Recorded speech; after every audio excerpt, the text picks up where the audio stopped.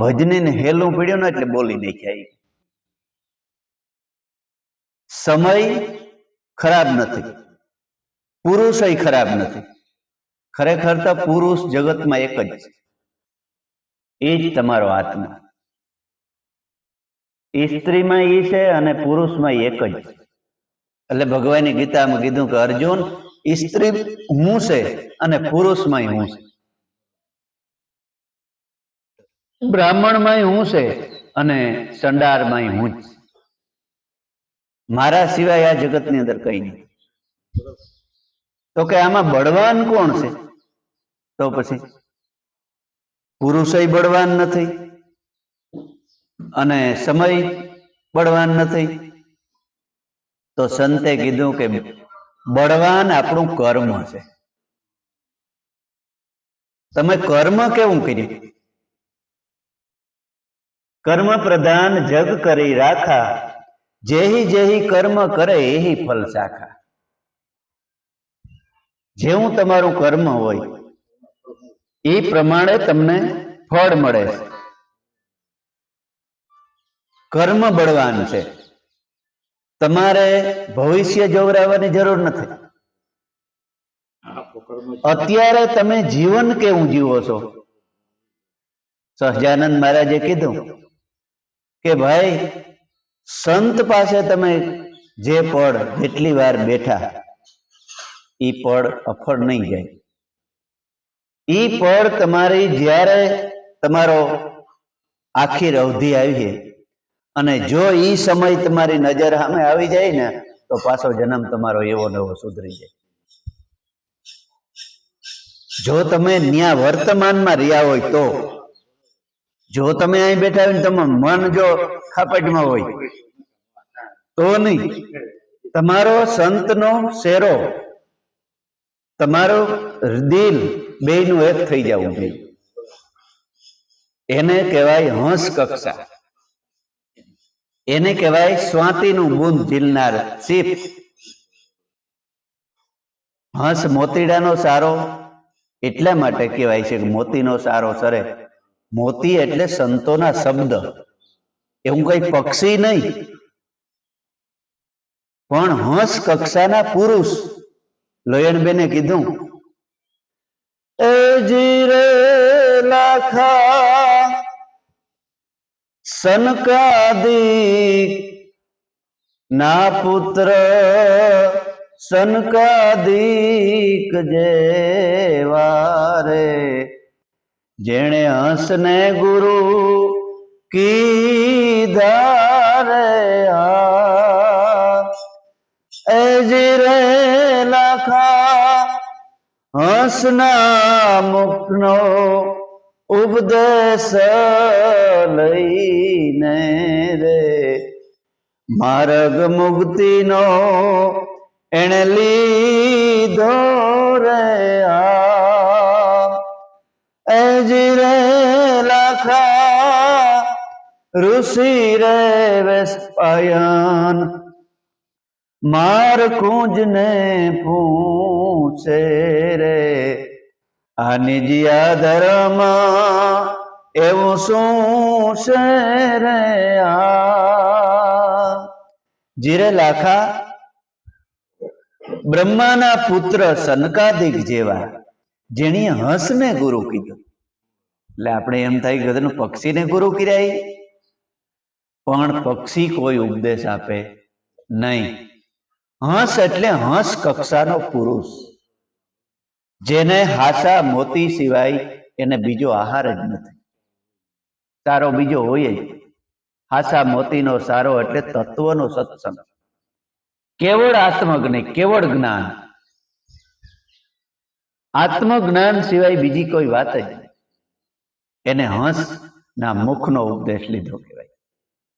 એવો મહાપુરુષ હોય, એના એક એક શબ્દ હૃદયની અંદર ઉતાર્યા હોય અને શ્રવણ, મનન અને નિધિધ્યાસન, આ ત્રણ પગથિયા જે પુરુષ ચડી જાય એને બીજા પગથિયા ચડવા હેલા પણ થઈ જાય. અઘરા નથી લાગતા. પેલા ત્રણ પગા ચડવા જ અઘરા છે. શ્રવણ, તમે જે શ્રવણ કર્યું એ હૃદયમાં લખાઈ ગયું હોય.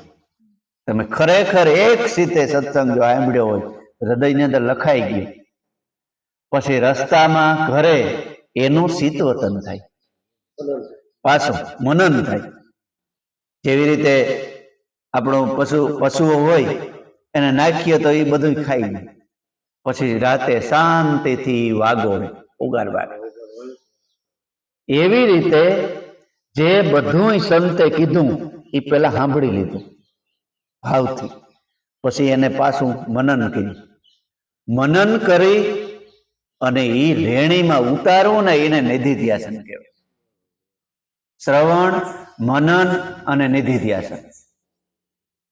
એ પછી ગતિ કરતો થઈ જાય ઈશ્વરના, ભગવાનના મળવા જવા માટેના 10 પગથિયા છે. કેટલા? 10. 10મી એ આ પગથિયે ચડી જાય ને, રેણીમાં ઉતરી જાય ને, એટલે ધીમે ધીમે ધીમે ધીમે એને 10મી ભક્તિ મળે. જેરે લાખા 10મી ભક્તિમાં પ્રેમ જગાડો તો સુરતા શૂનમાં લાગે.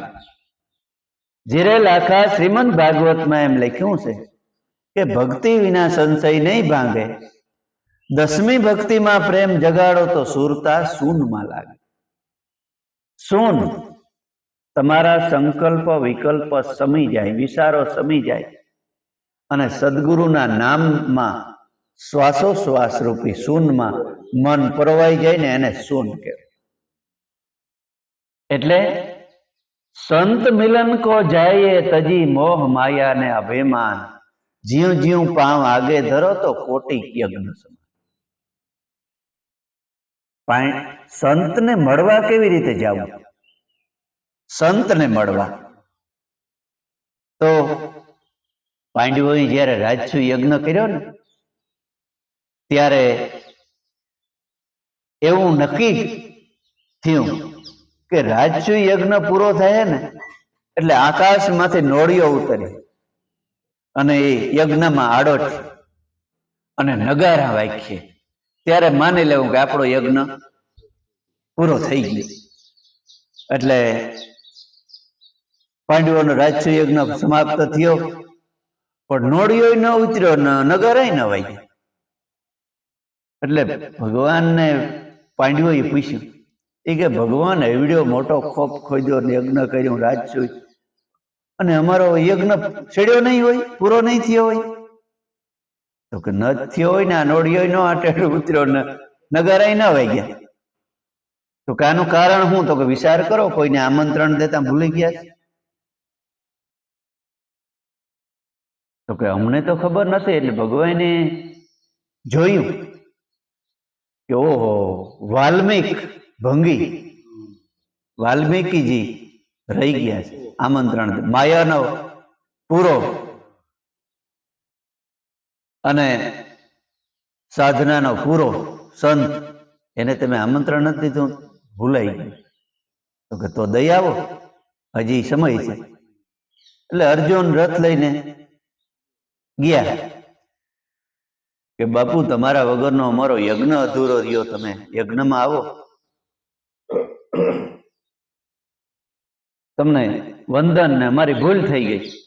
તો કે હા ભાઈ, કઈ વાંધો નહીં, હું આવવા તૈયાર છે, પણ મારી એક શરત છે. તો કે હું? તો કે તમે જે રાજસુ યજ્ઞ કર્યો ને એ યજ્ઞનું પુણ્ય જો મને આપી દો ને તો આવું. અર્જુનને આમ રવાડા ઉભા થઈ ગયા કે એવડો મોટો અમે રાજસુ યજ્ઞ કર્યો ને કોપ કર્યો ને હું ને આ ભાભો લઈ જઈએ એમ હાલે? કઈ ને ન આવે તો એ કે તો તમારે એનું થાય એમ કરીને પાછો વયો આવ્યો. એટલે ભગવાન કે કાં ન આવ્યા? તો કે પણ ક્યાંથી આવે? એ કે મને યજ્ઞનું ફળ આપી દો. તો કે અર્જુન તું હજી કાસો પડે. મહાન પોતાની સ્ત્રી અર્ધાંગના જો ધાર્મિક હોય,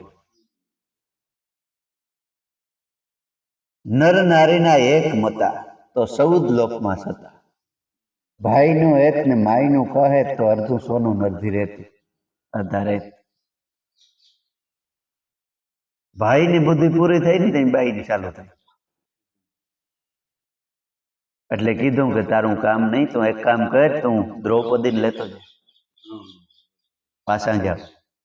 અર્જુન એક શબ્દ ન બોલ્યો, નકર તો હામું કહે કે ભાઈ ઈ શું કરે ને આમ ને તેમ ને ઓલો નતો. એક ભાઈ કબીર સાહેબ પાસે આવ્યા, એ કે બાપા સંસારમાં રહીને ભક્તિ કરાય કે એમને એમ કરાય? તો ઘડીક બે તો પ્રેક્ટિકલ જ્ઞાન ને કબીર સાહેબ કે આને આપી દઉં. બપોરનો 1 વાગ્યો હતો. લોહી માતાને કીધું કે જરા કઈ ફાનસ દીવો કરીને મૂકી જાજો ને. એક શબ્દ ન બોલ્યા, દીવો કરી પેટાવી અને બાજુ મૂકી ગયા. અડધી કલાક વાતું સીતું કર્યું, સત્સંગ કર્યો. હવે આ દીવો લઈ જાવ હવે કઈ કામ નથી. અટાણે દીનો થોડો દીવો હોય. કબીર સાહેબ કે એક શબ્દ મોઢામાંથી ન બોલ્યા, દીવો ઓલવી ઠારી ઠેકાણે મૂકી દીધો. બોલો ભાઈ વાત જો બાપા હવે તો કે ન જોયું, તને ઉપદેશ થાય ગયો, જવાબ તો આપ્યો તને. તો કે જો અટાણે 1 વાગ્યો ને, તો કે હા દીવો કરવાનું કીધું ને દીવો કરીને મૂકી ગયા, એક શબ્દ કીધો. અટાણે દીનો શું જરૂર છે? અટાણે ઘાંલેટ ભરાય ને કેરોસીન તેલ ભરાય, આ કરાઈને કે હામ્યું 500 હણાવે. જો આ રીતે હોય ને તો સંસારમાં ભક્તિની કરવાની મજા છે. નકર જો હામ્યું 10 હણાવે તો સંસારમાં મજા નથી. એટલે માતા દ્રૌપદી અને અર્જુન બે ગયા. આમ તમારા બાઇક મોટરસાયકલ પીડ્યા ત્યાં એટલે હું લ્યો ને તો કે અહીં ઉભી રાખો રથ. અર્જુન ત્યાં ઉભી રાખી દીધો, કારણ કે અર્જુનને હવે કઈ બોલવાનું જ નતું. રાખી ત્યાં રાખીને હવે પગમાં ચંપલ બંપલ કાઢી નાખો, કાઢી અને ઉઘાડે પૈકી આવ્યા. સંત બેઠા હતા, ત્યાં જઈને પ્રદક્ષિણા કરી. તમેવ માતા સપિતા ત્વમેવ, ત્વમેવ બંધુ સખા ત્વમેવ, તમેવ વિદ્યા દ્રવિણમ ત્વમેવ, ત્વમેવ સર્વે મમ દેવ. શ્લોક વંદન કરી અને શાંતિથી બેઠા અને કીધું કે બાપુ પધારો ને બાપા અમારે આંગણે, અમારો યજ્ઞ. તો કે હું બેટા ક્યાં ના પાડું, હું તો તૈયાર જ છે આવવા. તો કે તો ક્યાં? તો કે પણ મારી શરત મંજૂર હોય તો આવું. તો કે હું તમારી વારે શરત છે? તો કે તમે યજ્ઞ કર્યો એનું ફળ પુણ્ય મને આપી દો. તો હમણાં દ્રૌપદી કે કેટલા યજ્ઞનું ફળ જોઈએ? એટલે મહારાજ કે તમે યજ્ઞ એક જ કર્યો હોય કે? આ તો એમ કે મેં એક જ યજ્ઞ કર્યો. દ્રૌપદી કે મેં ઘણા કર્યા હોય, એની ભરીને એક કર્યો હોય. મેં ઘણા કર્યા હોય ને, કેટલા યજ્ઞનું પુણ્ય જોઈએ, પણ કેવી રીતે? ત્યારે સતી દ્રૌપદી બોલી કે સંત મિલન કો જાયે તજી મોહ માયા અને અભિમાન, જ્યું જ્યું પાંવ આગે ધરે તો કોટિક યજ્ઞ સમાન. આજે અમે કરોડ યજ્ઞ કર્યા છે. જો રથ અમે વાં ઉભો રાખ્યો, મોહ માયા આ બધું ત્યાગ કરી અને તમારા શરણે આવ્યા, અમે પગલે પગલે યજ્ઞ કર્યો છે. ત્યારે માથે હાથ દીધો કે શાબાશ બેટા શાબાશ. મારે જોતું નહોતું ફળ, પણ સમજાવવું હતું કે સંતનો મહિમા કેવડો છે ને, ઈ મારે સમજાવવું હતું. એટલે શંકરાચાર્ય મહારાજ કે સંત મળવા, મનુષ્યનો દેહ મળવો એ મહાન ભાગ્યશાળી છે. પણ સંત જો ટીલા ટપકા કરી, એટલે જીવણ બાપાએ કીધું કે જોગી થઈને જો જટા વધારે, અંગ લગાવે ભભૂતા, દમડી કારણ દેહ જલાવે, એ જોગી નહીં જગ થતા. એટલે હમણાં કીધું ને કે કૂતરાને ટીલા હોય, ભેહુને ટીલા હોય, ભૂંડને ટીલા હોય. જો ટીલાનું બાનું કરી, ખાલી બાના પહેરી, ધર્મને આડ રાખીને જો કુણા કર્મ કરે તો પાછા જન્મમાં ટીલાવાળા કૂતરા થવું પડે, ટીલાવાળા પાડા થવું પડે, ટીલાવાળા ભૂંડ થવું પડે. બગલમાં મુખમાં રામ ને બગલમાં સુરી કહેવાય સંત પણ દાનત ગુરુ. પણ દેશ ન છોડ્યા, વેશ ન છોડ્યા, નો છોડ્યા સંસાર. સુતા નર સપનામાંથી જાગ્યા તો મટી ગયા સપના તારા. લીરબાઈ મેં કઈ છોડ્યું? પોતાનો દેશ ન છોડ્યો, પોતાનું ગામ ન છોડ્યું, પોતાના કપડા ન બદલાવ્યા, પોતાનો વેશ ન બદલાયો, સંસાર ન છોડ્યો. અને વૈછી ભગત બારવટિયા જેવો માણસ, કાયમ અખાજ ખાનારો. અને લીરબાઈ કાયમ કહે કે મને આ કામ કરી દે, ઓલું કરી દે, ઓલું કરી દે, પ્રેમથી કરી દે. અને સદગુરુને કીધું કે હવે આમાંથી કંઈક ઉગારો. તો કે બેટા એક કામ કરજે. તો કે હું? એને પ્રેમ ભાવથી એનું હૃદય પરિવર્તન, તારી રહેણી સુધારીને અને એને પૂજા કરી. એટલે બહારથી આવે, શિકાર કરીને આવે ને, એટલે લીરબાઈમાં શું કીધું કે ભગત મારે એક નેમ છે. તો કે એ નેમ બે માર્યા ફરે આપણે, પણ મારે નેમ છે, તમારે ન હોય તો કઈ નહીં. માતાજી લીરબાઈ માગીએ છે. તો કે હું વરે તે વરે કાં વરે નેમ લીધું? તો કે મારે આજથી તમારી પૂજા કરે અને પછી પ્રસાદ ખાવા જમવાનું છે. તમે મારા ભગવાન છે. સ્ત્રીનો ધર્મ શું છે? પોતાનો પતિ છે એ પરમેશ્વર છે, એને બીજો ભગવાન ગોતવા જવાની જરૂર નથી. એટલે તમે ગમે એવા હોય, મારે માટે તમે કે ભગવાન છે, તમારી પૂજા કરે ને પછી મારે જમવાનું, મારે નિયમ. ઓલાને એમ થયું કે હું બારવટિયા જેવો માણસ, અખાજ ખાનારો, દારૂ પીનારો, ચોરી કરનારો, અને આવું ને થોડોક હૃદયની અંદર ઓલું થયું, આંચકો આવ્યો. સવારના પોરમાં ઉઠી નાઈ ધોઈ ભગતને સાંદલો કરે, પૂજા કરે, પગી લાગે, શરણ વંદન કરે. પછી ધીમે ધીમે ધીમે ધીમે ભગતનું હૃદય પરિવર્તન થવા લાગ્યું. પણ જગત છે ને બે મવારી બંગોઈ, જગત ભક્તિ કરે ને કરે એને કરવાય ન દે.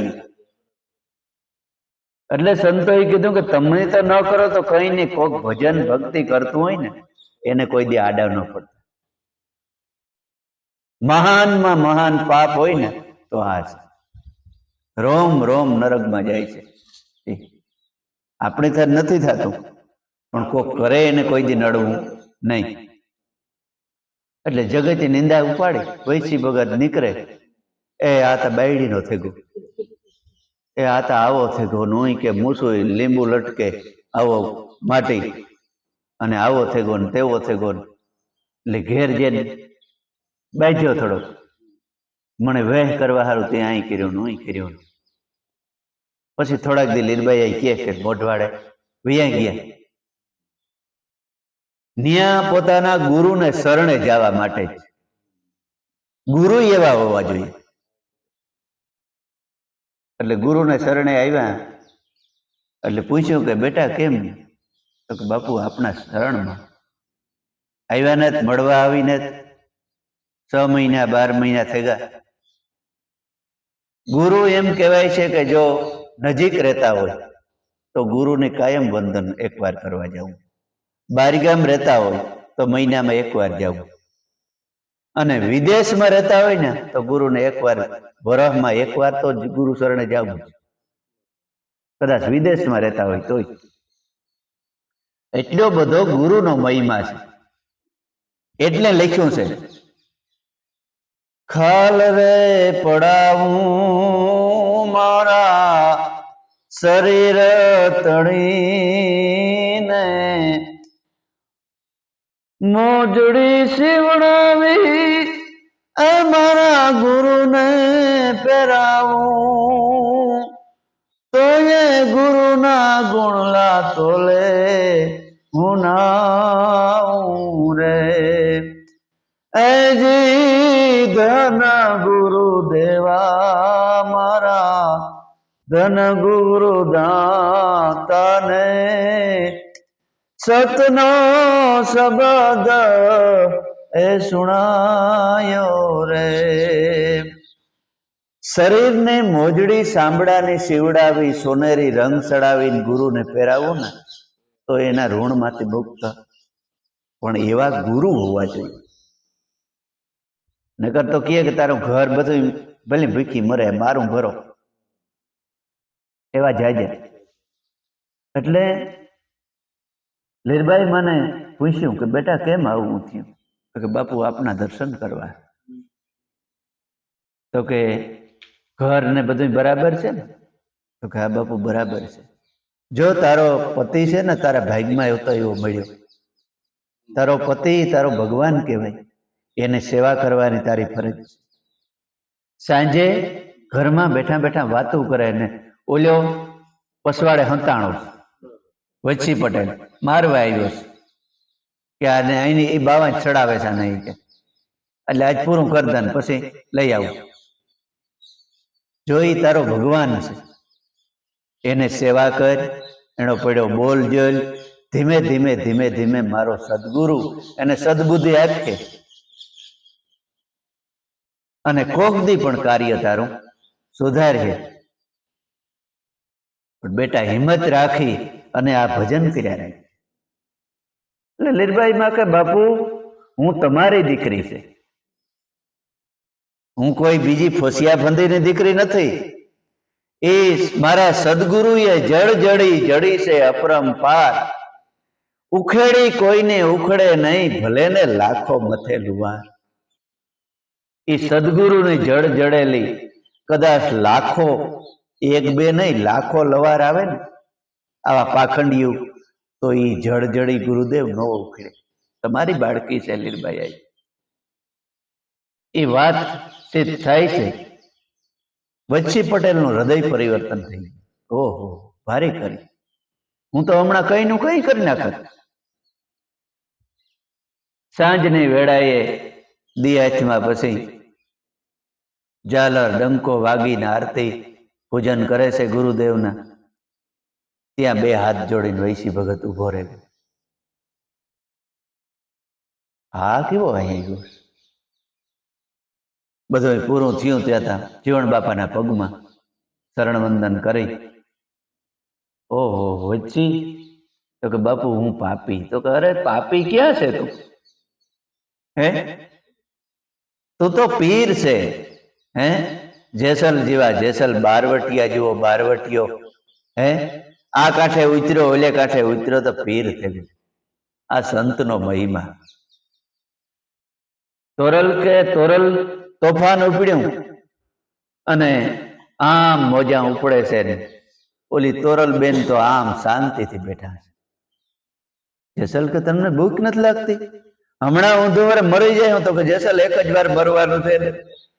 હસતા હસતા તોરલભાઈ કહે છે એક વાર મરવાનું છે, તારા જેવો મળદ ભેરો છે ને કઈ થોડું મરવા દે. કે તો કે આમાં મળદાય હાલે? હમણાં ઉઠવું મરી જાય તો આમાં કઈ મરદાન કે હાલે? આમાં કોઈ દાટી મારવી? પણ કંઈક કરો, કંઈક કરો. તમારા મને કંઈક દેખાય છે જેસલ.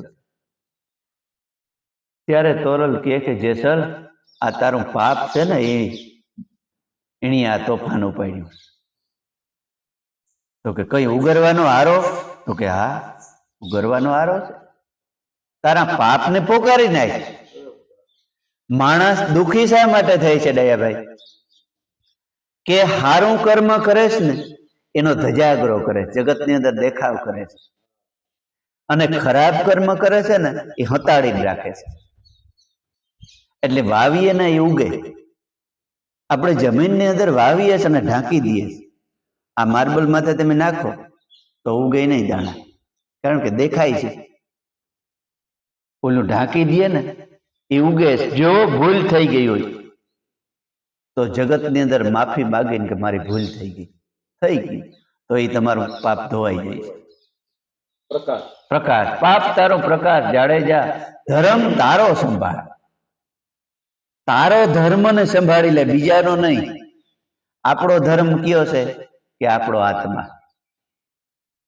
આપણે કોઈને ઓળખવાનું નથી. તમે પોતાને ઓળખી લ્યો કે હું કોણ છું. એ સદગુરુ મળે ને ત્યારે શાન બતાવે. એક ભગત, હા, આપણે જે જીવન મરણ ના ફેરા, હા, કેટલા ફેરા છે, એટલા ફેરા છે. હા, હવે ઈ ફેરામાં આવન જાવન તો છે જ. હા, છે. અને ઈ આવન જાવનમાં હા, ક્યાંક એવું છે હા, કે આપણી ક્યાંમાં શું હતા, પછી અટાણે શું છે ને કેમાં જવાના છે. તો આનું એક જ્ઞાન થોડું ઘણું આવતું થાય છે. હા. એના ઉપર થોડું પ્રકાશ. આવન જાવન એટલે મનુષ્યનો દેહ મળે. ચાલુ છે ને કથા? મનુષ્યનો દેહ મળ્યા પછી એમ શાસ્ત્ર કહે છે કે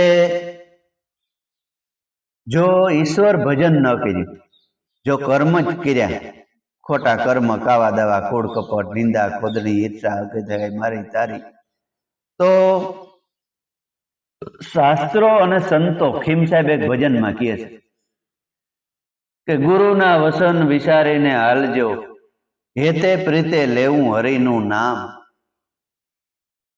એવા 9 લાખ અવતાર લેવા પડશે તારે નીરમાં. 9 લાખ અવતાર કે પાણીમાં લેવા પડે છે. 10 લાખ અવતાર કીટ પતંગમાં, નાના નાના કીટ પતંગ ઉડે છે એમાં 10 લાખ લેવા પડે છે. 20 લાખ.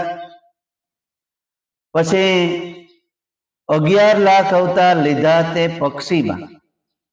પક્ષી યોનિની અંદર 11 લાખ અવતાર લેવા પડે છે. 30 લાખ. 20 લાખ અવતાર થાવરમાં, જંગમમાં એટલે ઝાડવામાં. 50. 30 લાખ અવતાર પશુ પાંભર પરવરિયો. 30 લાખ અવતાર પશુ યોનિમાં લેવા પડે છે.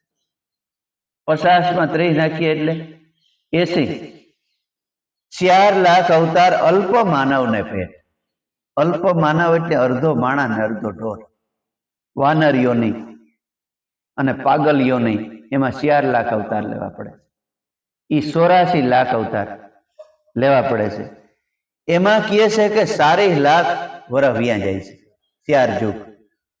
એમાંથી જો બસવું હોય, 84માં ન જવું હોય, તો કોઈ સંતનો સમાગમ. જો ભગવાન ગીતામાં કહે છે કે અર્જુન, તારે જો સુખી થવું હોય, જન્મ મરણના ફેરામાંથી છૂટવું હોય, તો તત્વમસી સંતનો સંગ કર. ઈ તત્વમસી પુરુષનો તું સેવા કર, એનો પડ્યો બોલ જોલ જીલ, અને કાયમ માટે એને વંદન કર, પ્રણામ કર. અને પછી તું એને પ્રશ્ન પૂછજે કે જન્મ મરણ ફેરામાંથી કેવી રીતે છૂટવું. ત્યારે તને એ તત્વનો ઉપદેશ કરશે. તત્વ એટલે આત્મા. એ આત્માને તને ઓળખાણ કરાય છે. અવતાર કેનાથી થાય છે? મનથી થાય છે. મન જો પોતાનું મમત્વ મૂકી દે અને આત્મસંગી થઈ જાય, જે દેહ સંગી, પ્રકૃતિ સંગી મન થઈ ગયું છે, એ એમાંથી સમેટાય અને કોઈ તત્વમસી સંત મળે અને એને મહામંત્ર આપે, અજંપા જાપ નો મહામંત્ર આપે, 10મી ભક્તિ આપે, તો એ મટાડી અને આત્મસંગી બની જાય મન. પછી એને જન્મ મરણના ફેરા ટળી જાય છે. અને ખરેખર સંતો જન્મ મરણના ફેરામાંથી હાવ નીકળતા નથી. કારણ કે બરફ હોય તો બરફ પાણીમાંથી બન્યો, અને બરફ પાછો પાણીમાં ભરી જાય તો બરફને શું ફાયદો? એટલે સંતો એમ કહે છે કે અમારે તો સંતોના શરણમાં રહીને જન્મો જન્મ ભક્તિ કરવી. એટલે નરસિંહ મહેતાએ કીધું, હરિના જન મુક્તિ મોક્ષ ન માગે, માગે વારંવાર અવતાર, નિત્ય કીર્તન, નિત્ય કથા અને નિત્ય નિરખવા નંદ દુલારા. ઈશ્વરને કાયમને માટે ભક્તિ કરવી છે, એવો જન્મો જન્મ મનુષ્યનો અવતાર અને કોઈ સદગુરુ મહાન પુરુષનું શરણ એ કાયમને માટે આપજે. એટલે સંતો એમ કહે છે કે જ્યારે છેલ્લી કક્ષા હોય માણસને, જીવ અને જમ ને બેયને મૃત્યુનું ટાણું, ત્યારે એને પોતાના કર્મ દેખાય છે, અભાન અવસ્થામાં આવી જાય છે, કોમામાં આવી જાય છે. એટલે જે મેન કર્મ હોય ને એને સામે આવે કે મેં તો આ અર્જનભાઈના 50,000 કે 5 લાખ કે લીધા, પણ જબરજસ્તીથી દીધા નથી, તો મારે એનું કર્મ ભોગવવું પડે, તો ત્યાં જવું પડે. પોતે અભાન અવસ્થામાં છે તો હું એનો દીકરો બનીને એ કર્મ સોંપી દઉં તો બીજું કર્મ આવે કે ત્યાં આનાથી ખરાબ કર્મ કર્યું છે, તું મનુષ્ય બનવા હું લાયક નથી, તો મારે શું કરવું? તો કે તો એના ખીલાનો બળદ બની જાઉં, એને ખીલાની ગાય બની જાઉં, બળદ બની જાઉં, એ 20 વર્ષ એને ખીલે બાંધી અને એ કર્મનો બદલો એને દઉં. એવા તો હજારો કર્મ આપણે જિંદગીમાં કરી નાખ્યા, એ આ યોનિમાં ભોગવવા પડે. અને જો સદગુરુ મળ્યા હોય, સંત મળ્યા હોય અને એને ભજન બતાવ્યું હોય તો એને છેલ્લે છેલ્લે ભજન સિવાય કંઈ યાદ રહેતું નથી. અને એને આશા ભજન કરવાની ઈચ્છા રહી જાય છે. એટલે કબીર સાહેબે કીધું કે મન મરે, માયા મરે, મર મર જાય શરીર, આશા તૃષ્ણા ન મરે. તો કે ભાઈ સંતની આશા, તો કે સંતની આશા ભજન કરવાની રહી જાય છે. એટલે ભગવાનની ગીતામાં કીધું છે કે મારું ભજન કરતો કરતો માણસ મરણ પામે તો એનો સાત્વિક ધનિકને ન્યા પાછો જન્મ થાય છે, અને જ્યાંથી અધૂરું ભજન મૂક્યું હોય ત્યાંથી એ શરૂઆત કરે છે. એટલા માટે સંત, સદગુરુ અને સંતોનો મહિમા મોટો છે.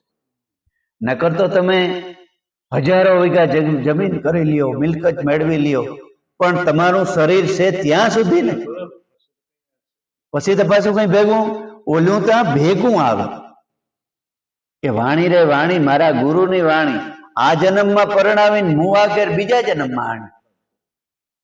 ગોરખ જતી કે પાછા જન્મમાં ભેગી આવે, લઈ જવા જેવું આ એક જ છે. હા, બધું પીડ્યો રહી. અને એ મૂડી આપણા મનની અંદર આવે છે. એટલે ભગવાન અર્જુનને કહે છે કે શ્વાસે શ્વાસે સ્મરણ કરી લે અર્જુન, યોગી ધ્યાની સોહમ શબ્દને સિદ્ધ કરી લે, એમ કહે છે કૃષ્ણ મહારાજ. એટલે સંતનો સમાગમ એટલે મહાન ગણ્યો છે કે જગતની અંદર કોઈ મોટામાં મોટો સુખી હોય ને તો સંત છે. સંતથી મોટું આ જગતમાં બીજું કોઈ સુખી જ નથી. કારણ કે જન્મો જન્મનું અખંડ સુખ મળે છે. અખંડ ભાણ ઉગ્યા ઘટ ભીતર, સઘળી ભૂમકા મેં જોઈ, સોન મંડળમાં શ્યામ બિરાજે, ત્રિકુટીમાં લાગી મને તાળી, બેને મને ભીતર સદગુરુ મળ્યા. ભીતર સદગુરુ એટલે પરમાત્મા, મારા ઘટમંદી દેહ દેવળની અંદર જ મને પરમાત્માના દર્શન કરાય. લખીરામ કહે છે. બોલો સદગુરુદેવને.